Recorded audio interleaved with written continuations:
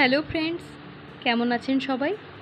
বোমযাত্রীর ডায়েরির আরও একটি ব্লগে আপনাদের সবাইকে স্বাগত জানাই। আজ 15ই জুলাই আমার বাড়িতে আষাঢ় নবমীর পুজো, তাই সকাল থেকে চলছে তার প্রস্তুতি। এই যে ফল কাটা হয়েছে ঝুড়িতে, সকাল থেকে আমার ঠাকুমায়েরা বসে বসে সমস্ত কিছুর আয়োজন করেছে।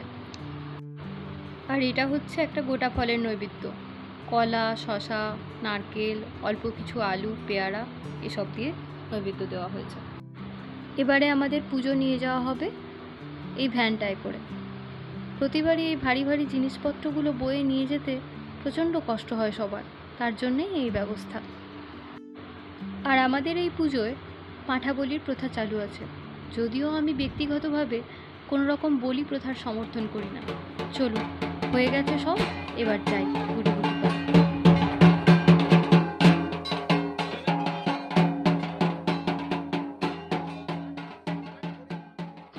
এখানে ভ্যান টেনে নিয়ে যাচ্ছেন আমাদেরই এক কাকু, আর যিনি ছাগলটাকে ধরে নিয়ে যাচ্ছেন তিনি গ্রাম সম্পর্কে আমাদের পিসেমশাই হন।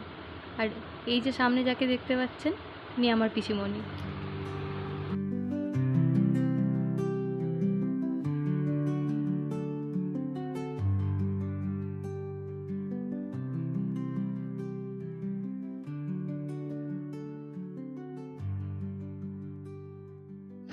আমরা হাঁটতে হাঁটতে প্রায় চলে এসেছি।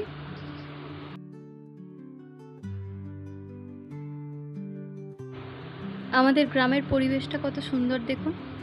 এই যে বিল্ডিংটা দেখতে পেলেন, এটা আমাদের প্রাইমারি স্কুল। এখানেই গ্রামের সমস্ত বাচ্চারা পড়াশুনো করে। আমাদের রাস্তা শেষ, এবার এই ভ্যানটাকে নিয়ে যেতে হবে মাঠের মাঝখান দিয়ে। আসলে যেখানটায় পুজো হয় সেটা একদম মাঠের মধ্যিখানে। ওই যে জায়গাটা দেখতে পাচ্ছেন যেখানে অনেকগুলো গাছের ঝোপঝাড় দেখা যাচ্ছে, আমরা যাব ওখানে। আজ সকাল থেকেই আকাশে মেঘগুলো করেছে ভারী সুন্দর। ভিডিওর প্রথমে যে আকাশের ছবিটা আপনাদের দেখালাম সেটা আমার বাড়ির ছাদ থেকে তোলা। আর এখন এই মাঠের মধ্যে এসে যেন সবুজ আর নীল মিশে আরও সুন্দর লাগছে। কতদিন পর এই খোলা মাঠের মধ্যে দিয়ে হাঁটছি, তাও আবার সরু আলপথ ধরে জিনিসপত্র নিয়ে হাঁটতে অসুবিধা হচ্ছিল বলে পিসিমণি একেবারে মাঠের মধ্যে নেমে পড়েছে। এবারে ধান চাষ হয়নি এখানে, যার জন্য মাঠটা ফাঁকা। অন্যবার ধান চাষ হয় আর জায়গাটা প্রচণ্ড স্লিপারি থাকে। চলুন, আমরা চলে এসেছি। এবার জুতো খুলে ভিতরে ঢুকে যাই। এই যে ফুল আর বাঁশ দিয়ে গেট করা হয়েছে, এর ভিতর দিয়ে গিয়ে পুজো হবে। ওরাও চলে এসেছে পিছন পিছন সবাই। ওরা একটু পিছিয়ে আছে, আসলে ভ্যানটা বড্ড ভারী তো, তাই ঠেলতে অসুবিধা হচ্ছে।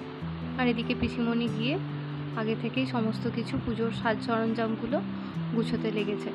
ওখানে সাজিয়ে তারপরে পুজো শুরু হবে।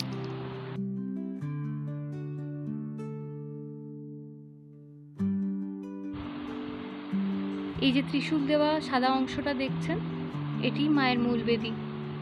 আর আমাদের এখানে কিন্তু কোনো মূর্তি পুজো হয় না। এই যে গাছটা দেখতে পাচ্ছেন, বড় মোটা গাছ, এটিকেই আমরা মা মনসা হিসেবে কল্পনা করে পুজো করি।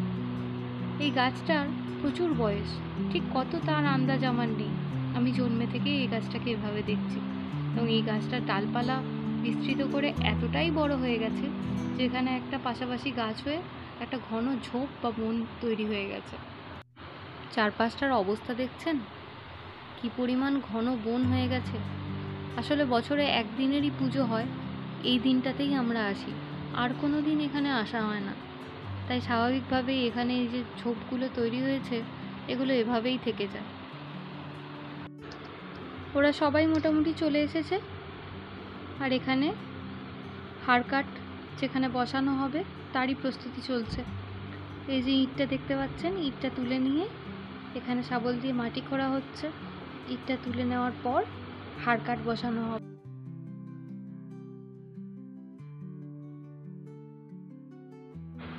এসব কাজকর্ম ততক্ষণ চলতে থাকুক। চলুন আপনাদের বাইরেটা থেকে ঘুরিয়ে নিয়ে আসি। এখানেও সেই সবুজ মাঠ আর চারপাশে সবুজ গাছের সারি। মেঘটা কি সুন্দর উঠেছে দেখছেন। ওই যে দূরে সাদা বিল্ডিংটা দেখা যাচ্ছে সেটা আমাদের প্রাইমারি স্কুল। এই স্কুলটা কিন্তু টোটালটাই ইংলিশ মিডিয়াম, সরকারি ইংলিশ মিডিয়াম প্রাইমারি স্কুল। আমাদের গ্রামের একটা বিশেষত্ব হলো এখানকার মানুষজন গাছপালা খুব ভালোবাসেন, তাই যার যেটুকু জায়গা থাকবে সেখানে তিনি চেষ্টা করেন একটু একটু করে গাছ লাগানোর, আর তার জন্যেই চারপাশের প্রকৃতিটা এত সুন্দর।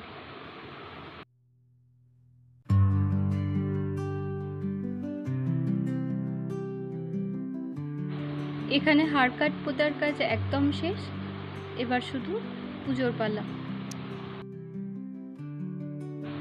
এখানে অজস্র স্বর্ণলতা হয়েছে। ছোটবেলায় জীবন বিজ্ঞান বইতে আমরা যেমন পড়েছিলাম যে স্বর্ণলতা হচ্ছে পরজীবী উদ্ভিদ, এখানে তাকে চাক্ষুষ দেখতে পাই আমি প্রথম। স্বর্ণলতা কেমন অরিজিনালি দেখতে হয় সেটা আমি এখানে না এলে আগে জানতে পারতাম না। চারপাশটা কীরকম ঝোপঝাড় দেখেছেন, দেখেই ভয় লাগে।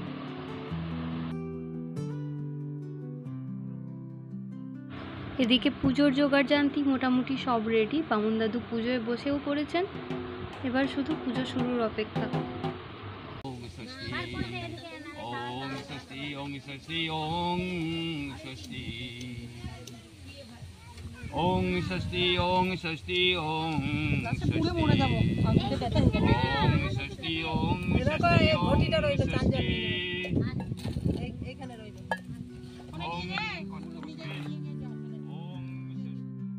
পুজো প্রায় শেষের মুখে, এবার শুধু প্রসাদ বিতরণ আর এই সমস্ত কিছুকে গুছিয়ে বাগিয়ে কটা কি জিনিসপত্র ছিল সব হিসেব নিকেশ করে বাড়ি ফেরার পালা।